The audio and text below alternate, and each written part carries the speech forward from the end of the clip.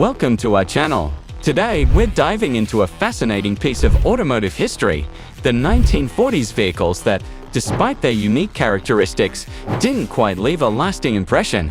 These cars had potential and brought some interesting features to the table, but for one reason or another, they fell short of becoming classics. Let's take a closer look at these 13 forgotten vehicles from the 1940s.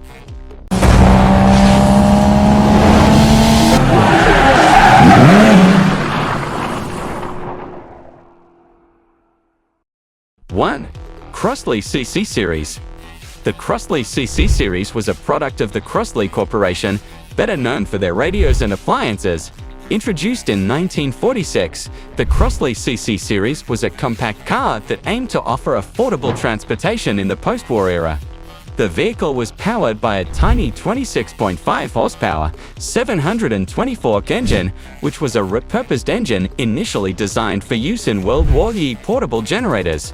Despite its diminutive size and modest power, the CC series was quite innovative. It featured an overhead camshaft, an uncommon feature in American cars at the time.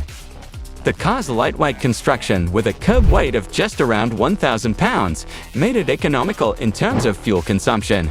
However, its small size also made it less appealing to the American consumer who was accustomed to larger vehicles. Additionally, the Crosley CC's safety and reliability were often questioned, which further hindered its acceptance in the market. Despite the Crosley CC series' ambitions, it struggled to find a foothold, leading to its production cessation in 1952. Today, it stands as a curious relic of a time when the American automotive industry was experimenting with compact cars. 2. Hudson Super 6. The Hudson Super 6 debuted in the early 1940s, carrying the heritage of the first Hudson Super 6 from 1916. This 1940s version was equipped with a robust inline-six engine that produced 102 horsepower, a respectable figure for the time. The car was known for its advanced engineering, including features like a balanced crankshaft and a superior suspension system that provided a smooth ride. Despite its technical prowess, the Hudson Super 6 failed to captivate the broader market. Its styling, while solid, was seen as somewhat uninspired compared to its competitors. The car's relatively high price also played a part in its lukewarm reception, making it less accessible to the average American family. Furthermore, the advent of World War II shifted manufacturing priorities, and many car companies, including Hudson, faced challenges in resuming civilian car production post-war. The Super 6's inability to stand out in a crowded market ultimately led to its decline. Although Hudson would go on to innovate with models like the Hornet in the 1950s, the Super 6 of the 1940s remains a largely forgotten chapter in the company's history. It serves as a reminder of how even well-engineered cars can miss the mark due to market dynamics and consumer preferences. 3. Studebaker Champion. The Studebaker Champion, first introduced in 1939, was a car that aimed to combine affordability with style. By the 1940s, it had evolved into a more streamlined and contemporary design. The Champion was equipped with a 169.6 cubic inch, six-cylinder engine that produced around 80 horsepower. It was praised for its fuel efficiency, which was a significant selling point during the war years and the subsequent economic recovery. However, the Champion's journey through the 1940s was turbulent. The company's ambitious designs and technological innovations often exceeded their production capabilities, leading to quality control issues. Furthermore, while the Champion was marketed as an affordable option, it faced stiff competition from other manufacturers who offered better performance or more appealing aesthetics at similar price points. Despite these setbacks, the Studebaker Champion was an important model for the company, helping it stay afloat during tough economic times. However, the combination of reliability issues and fierce competition meant that it didn't achieve the lasting legacy that Studebaker had hoped for. The Champion remains a symbol of Studebaker's resilience, but also its struggles in maintaining market relevance during a transformative era for the auto industry. 4. Nash 600. The Nash 600 was introduced in 1941 and was touted as one of the first unibody cars, a design that integrates the body and frame into a single piece. This innovative approach provided the car with increased rigidity and reduced weight, resulting in better fuel efficiency and improved handling. The Nash 600 came with a 172.6 cubic inch inline-six engine that delivered about 82 horsepower, making it competitive with other mid-sized sedans of the time. Despite its technological advancements, the Nash 600 didn't capture the public's imagination as hoped. The unibody construction, while innovative, was initially met with skepticism by consumers and mechanics used to body-on-frame designs. Additionally, the styling of the Nash 600 was considered conservative, lacking the flair that might have attracted more attention in a crowded market. Another factor was Nash's position as a smaller player compared to the big three automakers, Ford, General Motors, and Chrysler, which made it harder for the 600 to gain widespread acceptance. While the Nash 600 did help the company survive the tumultuous 1940s and pave the way for future innovations, it didn't achieve the iconic status of some of its contemporaries. The Nash 600 remains a testament to Nash's forward-thinking, but also its struggle to compete in a rapidly evolving market. 5. Willys Americar.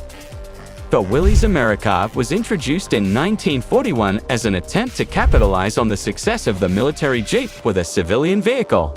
It featured a 134 cubic inch inline-four engine that produced about 63 horsepower. The Americar was marketed as an affordable, reliable vehicle for the average American family, boasting a simple yet robust design. Despite these intentions, the Americar struggled to make a significant impact. Its performance was modest, and while it was reliable, it lacked the power and comfort that consumers were beginning to expect from their vehicles. The car's utilitarian design, which worked well for the Jeep, did not translate into widespread consumer appeal in a civilian car. World War II also impacted the Americar's trajectory as Willys shifted focus to producing Jeeps for the military. By the time civilian production resumed after the war, the market had moved on, and Willys found it difficult to position the Americar as a competitive option. The Americar's brief production run and limited impact on the market make it a curious footnote in Willys' history, overshadowed by the enduring legacy of the Jeep. 6. Kaiser Special. The Kaiser Special was launched in 1947 by the newly formed Kaiser Frazer Corporation. It was an attempt to introduce a fresh brand to the post-war automotive market. The Special featured a 226 cubic inch inline-six engine that produced around 100 horsepower.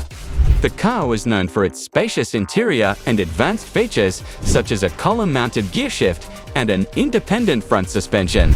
However, despite these promising features, the Kaiser Special faced significant challenges. The brand was new and lacked the established reputation of its competitors.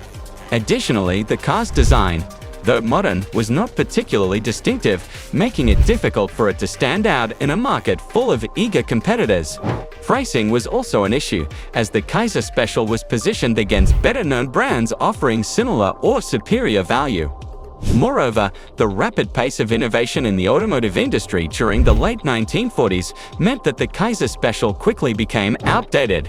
While the Kaiser Frazer Corporation showed potential and ambition, the Special's inability to leave a lasting impression contributed to the company's struggles and eventual decline.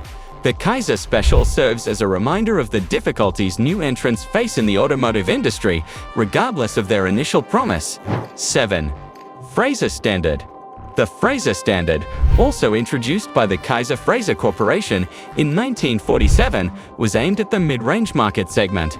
It was powered by a 226 cubic inch inline-six engine, similar to the Kaiser Special, and produced around 100 horsepower.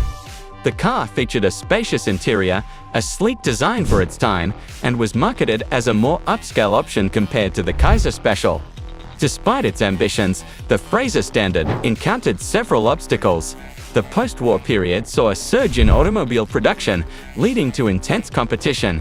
While the Frazer Standard offered a decent mix of performance and luxury, it lacked the brand recognition and customer loyalty enjoyed by more established manufacturers.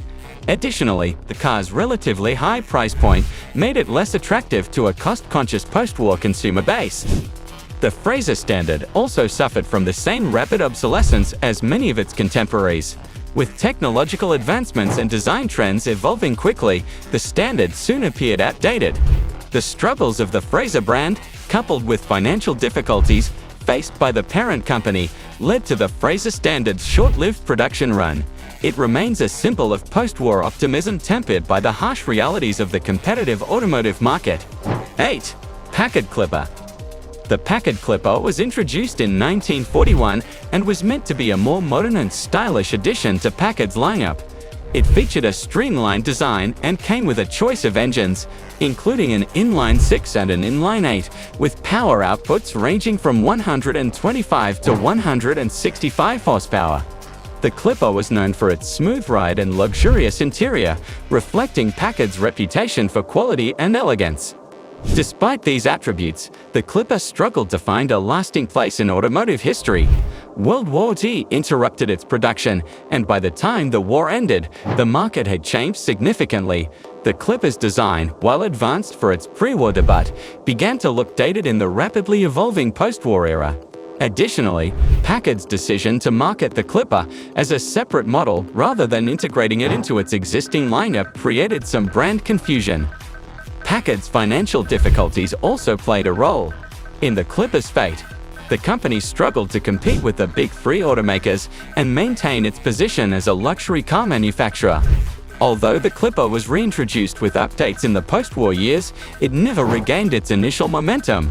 The Packard Clipper remains a reminder of a once great brand's attempts to adapt and survive in a changing market landscape. 9. DeSoto Custom. The DeSoto Custom was introduced in 1946 as part of DeSoto's effort to re-establish itself in the post-war automotive market. The Custom featured a 236 cubic inch inline 6 engine that produced around 109 horsepower. It was praised for its comfort and smooth ride, thanks to its advanced suspension system. The car also offered a spacious interior and a range of features aimed at providing a luxurious driving experience. However, the DeSoto Custom faced significant challenges. Its styling was considered conservative, and it lacked the distinctive design elements that could have made it stand out. Additionally, DeSoto, a brand under the Crosley umbrella, struggled with its positioning in the market. It was caught between the more affordable Plymouths and the more luxurious Chrysler's, leading to some identity confusion. The rapidly changing post-war market, with its emphasis on innovation and new designs, left the DeSoto Custom behind. While it was a competent and reliable vehicle, it failed to capture the public's imagination. The DeSoto brand itself eventually faced decline, and the Custom became one of the many models lost to automotive history. The DeSoto Custom serves as a case study in the importance of distinctive branding and design in the competitive automotive industry. 10. Plymouth Deluxe. The Plymouth Deluxe, introduced in the late 1930s and continuing through the 1940s, was designed to be an affordable family car. It was powered by a 201 cubic inch inline 6 engine producing around 87 horsepower. The Deluxe was known for its durability and practicality, which made it a popular choice among American families during and after the war. Despite its popularity, the Plymouth Deluxe didn't leave a lasting impression in the long run. Its conservative design and modest performance meant that it didn't stand out in a market that was becoming increasingly focused on innovation and style. The Deluxe was often overshadowed by more glamorous or powerful models from competitors. Moreover, the post-war economic boom saw consumers demanding more than just basic transportation. Cars with more luxurious features, better performance, and more modern designs began to dominate the market. While the Deluxe served its purpose well during its production years, it was eventually phased out in favor of more contemporary models. The Plymouth Deluxe remains a symbol of practical post-war automotive design, but is largely forgotten in the broader narrative of automotive history. 11. Oldsmobile Series 60. The Oldsmobile Series 60 was introduced as part of Oldsmobile's lineup in the late 1930s and continued into the 1940s. It was equipped with a 238 cubic inch inline 6 engine that produced around 100 horsepower. The Series 60 was aimed at providing an affordable yet stylish vehicle, fitting into the lower end of Oldsmobile's range. While the Series 60 was reasonably successful, it didn't manage to leave a significant legacy. Its design was competent, but not groundbreaking, and its performance was adequate, but not exceptional. The car was reliable and offered good value for money, but it lacked the innovative features or standard styling that could have made it memorable. The competitive nature of the automotive market during the 1940s, combined with the rapid pace of technological and design advancements, meant that the Series 60 quickly became outdated. Oldsmobile's focus shifted to other models that offered more in terms of performance and luxury. The Series 60, therefore, faded into obscurity, remembered mostly by classic car enthusiasts and historians. It serves as an example of a solid, if unremarkable, vehicle from a period of rapid change in the automotive industry. 12. Pontiac Torpedo. The Pontiac Torpedo was introduced in the early 1940s as a stylish and affordable option within Pontiac's lineup. It featured a streamlined design and was available with either a 6-cylinder or an 8-cylinder engine, with power outputs ranging from 90 to 104 horsepower. The Torpedo was marketed as a family car that offered a good balance of performance, comfort, and style. Despite these qualities, the Torpedo didn't manage to carve out a lasting place in automotive history. World War II disrupted its production, and the post-war models struggled to compete with more modern designs and better-performing vehicles. The Torpedo's styling, while attractive at its debut, began to look dated as the industry moved towards more futuristic and aerodynamic designs. Additionally, Pontiac faced stiff competition from both within General Motors and from other manufacturers. The Torpedo, while a solid car, did not offer enough unique features or advantages to make it stand out. It was eventually overshadowed by more advanced models in Pontiac's lineup and those of its competitors. The Pontiac Torpedo remains a footnote in the brand's history, representing an era of transition and the challenges of maintaining market relevance. 13. LaSalle Series 50. The LaSalle Series 50 was introduced as a companion brand to Cadillac, aiming to offer a more affordable luxury vehicle. The Series 50 featured a 322 cubic inch V8 engine that produced around 130 horsepower. It was designed to bridge the gap between the more accessible Buick models and the prestigious Cadillacs, offering a blend of performance, luxury, and style. However, the LaSalle Series 50 struggled to find its place in the market.